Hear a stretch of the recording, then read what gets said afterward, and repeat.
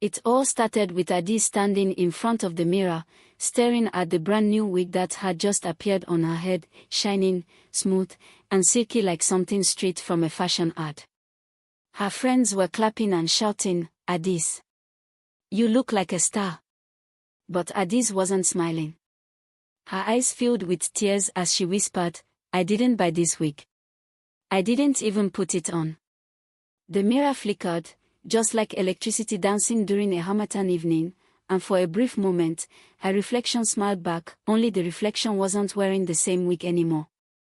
The reflection's hair had turned into a crown of woven grass, glistening like something ancient and alive.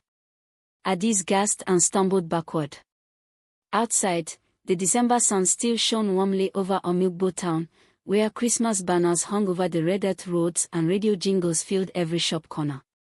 Children ran about carrying balloons and roasted corn, and nobody, absolutely nobody, knew that inside the small salon behind Mama Ife's provision store, something deeper was unfolding. "Watch this before you accept any gifted wig this December," the voice in the mirror had said, soft but firm, like a warning from long ago. And then, silence. 2 weeks earlier, life in Nma-Nta had felt simple, sweet, and filled with music. The year was almost over, and people were preparing for the town's Christmas carnival, the biggest event in the area. Every compound buzzed with activity. Tailors worked day and night. Drummers practiced under mango trees. Even the town's cows seemed to walk proudly, as if they knew December was their season to shine. Adaeze, a 17-year-old secondary school girl, had only one dream: to look beautiful at the carnival. Not because of vanity, no, Adaeze had a kind heart, but because of what the event meant. Every year, the girls of Nma-Nta wore their finest clothes, and the Miss New Dawn award went to the one who carried herself with beauty and confidence. Adaeze had never won before. Her mother, a widow teacher, couldn't afford fancy things. They lived modestly in a small, warm compound surrounded by hibiscus flowers and laughter. Adaeze braided her own hair most times, using coconut oil and patience. Still, she always hoped that one December would be her turn to shine. And then came the new salon in town. Queen's Touch Beauty Lounge opened just before the first harmattan dust came. It belonged to a mysterious young woman everyone called Lady Fola. She had perfect hair, cars from Lagos, and a voice like honey. Within days, all the girls in town started talking about her wigs, imported, stylish, and shockingly affordable. One afternoon after school, Adaeze visited the salon with her best friend Ngozi, just to look around. The salon smelled like coconut and sweet soap. Mirrors covered every wall, and soft Afrobeat music played in the background. Lady Fola herself welcomed them, her gold bangles jingling as she moved. "My beautiful daughters," she said with a smile, "come and see what true magic looks like." Ngozi laughed, touching a curly black wig that shimmered like midnight water. "A hen. Adaeze, this one will make you win that Miss New Dawn without trying." Lady Fola tilted her head, studying Adaeze. "You don't need to buy one," she said calmly. "This December, you will receive one as a gift. It's already waiting for you." Adaeze blinked, confused. "Gift? From who?" Lady Fola smiled, but she said nothing more. She simply wrote something on a small card, numbers, like a delivery code, and slipped it into Adaeze's hand. At home that evening, Adaeze told her mother about it. Mama Nneka chuckled. "My dear, don't let Lagos fashion enter your head," she said while stirring ogbono soup. "Remember, free things can come with stories you don't bargain for." Adaeze smiled and promised not to think much of it. But as the week passed, she couldn't forget Lady Fola's calm, confident face, or the strange way she had said the words, "It's already waiting for you." December rolled in fully. Harmattan made the air smell of dust and roasted yam. The streets filled with colored lights, and everyone was talking about the carnival. Adaeze and Ngozi practiced their dance moves every evening in the courtyard, laughing and teasing each other about who would catch the judge's eye. Then, one morning, a parcel arrived. The delivery man dropped it off at the school gate. A gift for Miss Adaeze Neka, he announced. The box was gold and tied with a thin silver ribbon. Ngozi's eyes widened. Huh! Your wig has come. I told you, Adaeze, this is your time to glow. Adaeze laughed shyly but felt strange butterflies in her stomach. She hadn't told Lady Fola her school details. How did the package find her there? Still, excitement won over caution. They opened the box during break time. Inside was the most beautiful wig Adaeze had ever seen, soft, full, and shining under the December sun. The inner lining smelled faintly of lavender and palm wine, oddly comforting yet unfamiliar. Try it on, Ngozi urged, pulling her to the window. Adaeze hesitated, fingers shaking slightly. Maybe I should wait until the weekend. Don't form, Ngozi said, laughing. Just small try. So Adaeze lifted the wig, placed it gently on her head, and the world changed for a heartbeat. A cool rush of wind swept through the classroom, even though the windows were closed. The noise from the school compound faded away, replaced by the faint echo of a woman's singing voice, soft and sorrowful. Adaeze blinked rapidly. Everything seemed normal again. The wig fit perfectly. Ngozi clapped and squealed. You look like a queen. But as Adaeze smiled shyly at her reflection in the shiny classroom window, she noticed something behind her shoulder, a faint golden shimmer that didn't belong. Like a spirit of sunlight watching carefully. She turned around quickly. Nothing. That night, she placed the wig on her dressing table. Mama Neka was away marking exam papers, and the house was quiet. The geckos clicked softly in the corners. Adaeze opened her small diary, intending to write about her day. But when she looked up, she realized the wig was no longer where she'd left it. It was on the mirror. Not hung, not placed, somehow wearing itself on the reflection of her head, even though her real hair remained tied up. Adaeze froze, her heart thumping. And then she heard it again, the same voice from before. Watch this before you accept any gifted wig this December. Before she could move, the reflection smiled, and the wig in the mirror shimmered into woven grass and ash. Adaeze stood frozen before the mirror, her breath short and shaky. The voice still echoed faintly in her ears, like the wind whispering through dry leaves. The reflection's strange smile faded slowly, leaving her staring at her own wide-eyed face again. What is happening? She murmured. The wig now lay harmlessly on the table once more, soft and beautiful under the dim yellow bulb. She stretched out her hand to touch it, half expecting it to move. But it didn't. It was just hair. Or at least, it looked like it. Just then, Mama Neka's voice called from outside, Adaeze. Light has gone again, bring the lantern.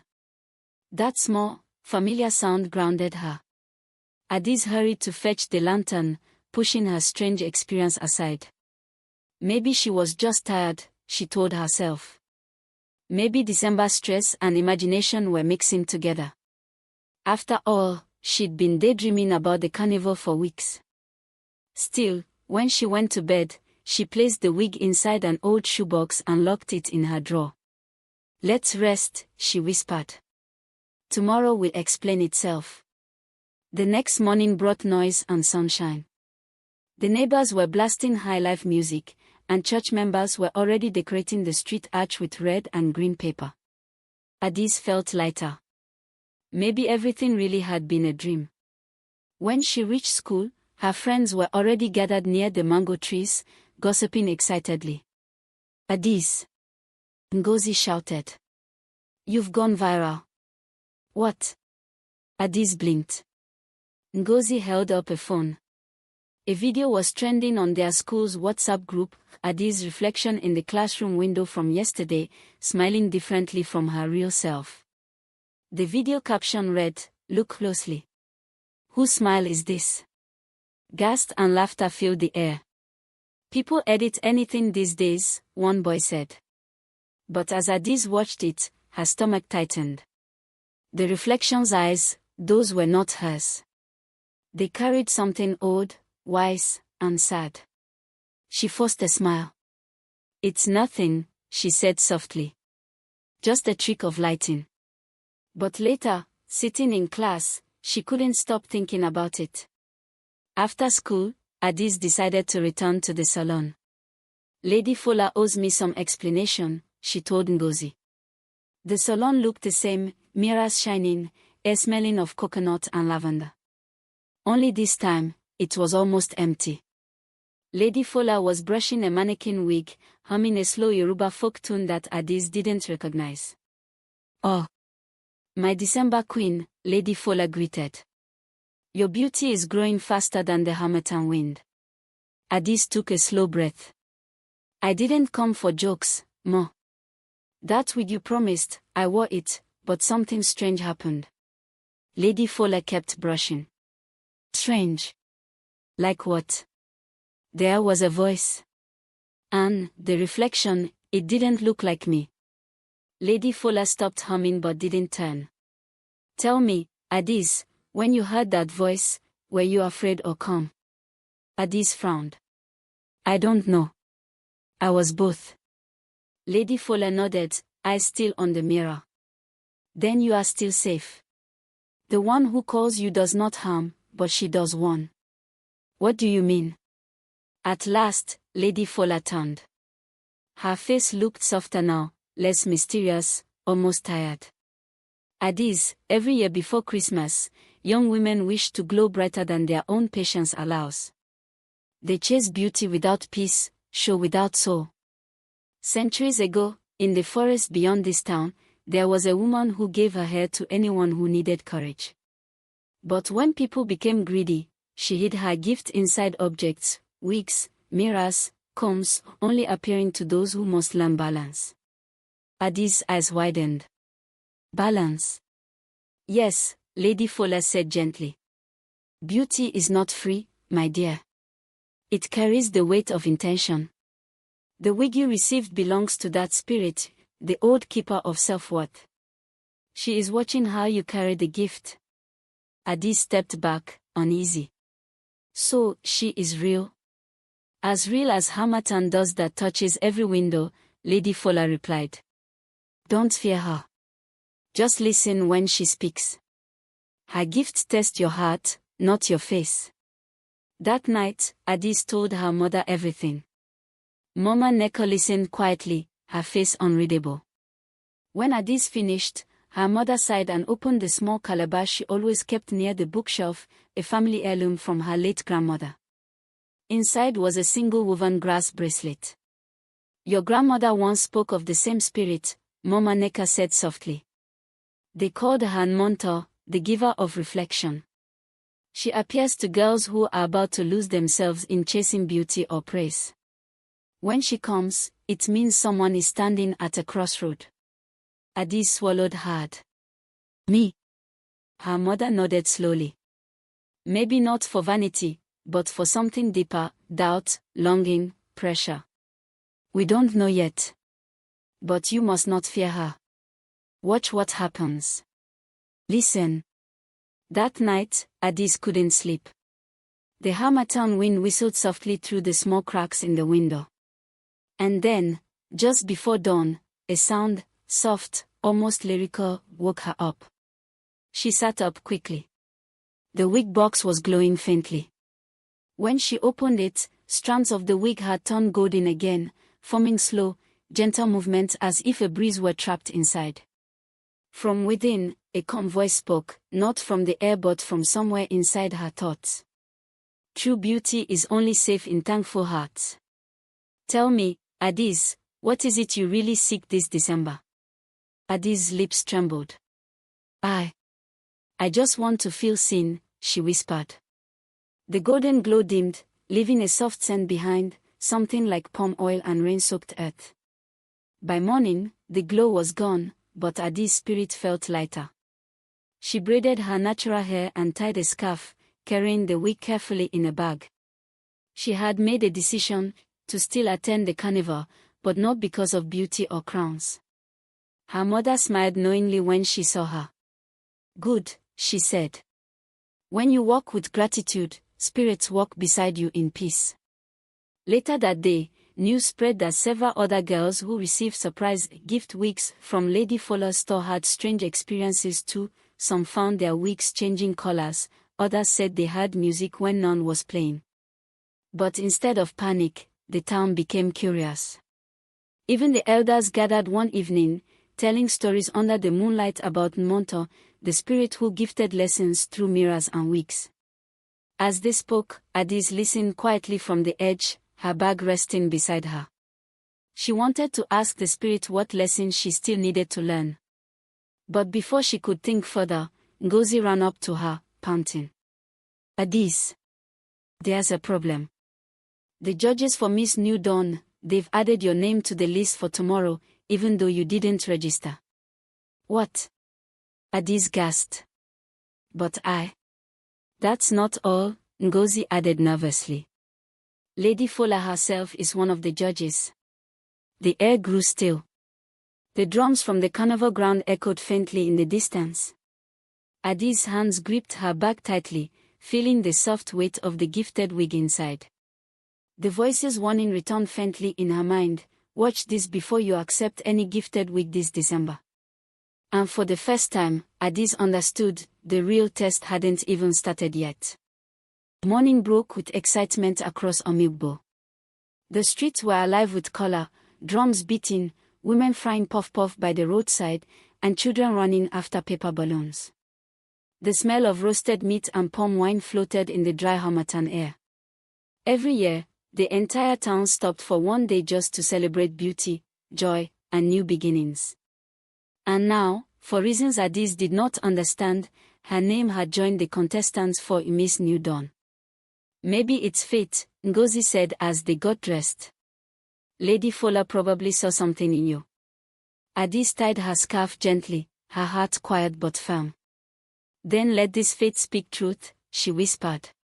She looked at the bag that held the gifted wig. The idea of wearing it made her uneasy, yet she felt it calling, not as a temptation, but as a test. By noon, the carnival ground sparkled with energy. The town square had been decorated with palm leaves, Christmas ribbons, and the flags of local groups. Music floated everywhere, drums, flutes, and laughter blending together into one heartbeat of celebration. The contestants lined up near the stage, each glowing in vibrant Ankara dresses, beads around their necks. Lady Fuller sat among the judges, her gold bangles glinting as she waved the microphone. "Omugbo," she began dramatically. "Today, we do not only look for beauty of face, but beauty of spirit. The true queen must shine from within." The crowd cheered. As Adaeze stepped onto the stage, cameras and phones turned toward her. For a second, she felt that old flutter of doubt, the small voice whispering, "You are not enough without the wig." Her hand brushed the bag at her side. Inside, the wig seemed to hum faintly, as if aware of her hesitation. Then she heard that calm inner voice again, soft but clear. "True beauty is safest in thankful hearts. Choose peace, Adaeze." Her heart steadied. Instead of wearing the wig, Adaeze slowly opened the bag and lifted it toward the audience.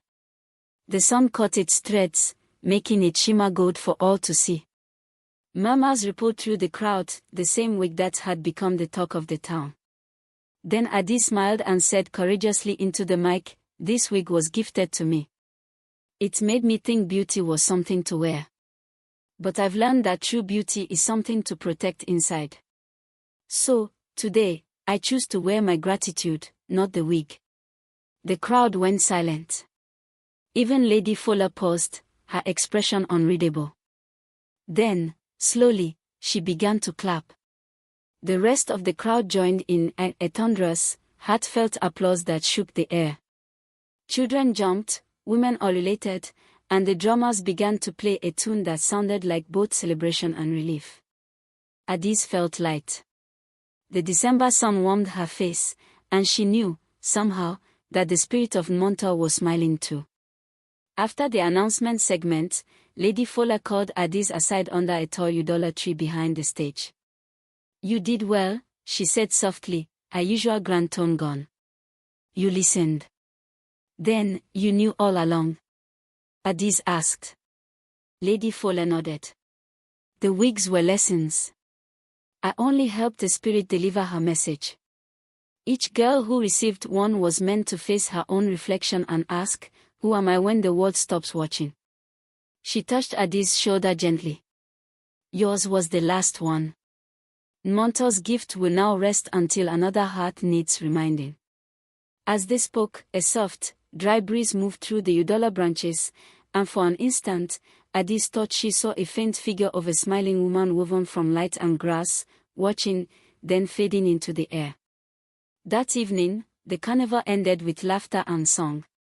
Adaeze didn't win the Miss New Dawn a crown, but something far more precious found her, peace. As she walked home with her mother, the sky glowed orange against the setting sun. Nma-Nta held her hand. "Your grandmother would have been proud," she said. "She always said spirits test those they love the most." Adaeze smiled. "Then I'm glad she tested me." They reached home, and Adaeze opened her box one last time. The wig now looked ordinary, no glow, no shimmer, just a piece of hair like any other. She combed it gently, braided it into 3 small plaits, and placed it in the family calabash beside the grass bracelet. "Rest well," she whispered. "And thank you." As she closed the lid, the harmattan breeze blew softly through the window, carrying the faint sound of a woman's laughter, peaceful, proud, free. Even the mirror, standing quietly by her bedside, caught the last shimmer of that golden light before settling into calm reflection. And from that day on, whenever people in Omugbo gossiped about the gifted weeks of December, they didn't speak of fear or curses. They spoke of Adaeze, the girl who taught the town that beauty seen through gratitude can never be taken away. And so, every December after that, whenever someone offered a free wig or a free gift too good to be true, the old women would chuckle and say, "Oh, watch this before you accept any gifted wig this December."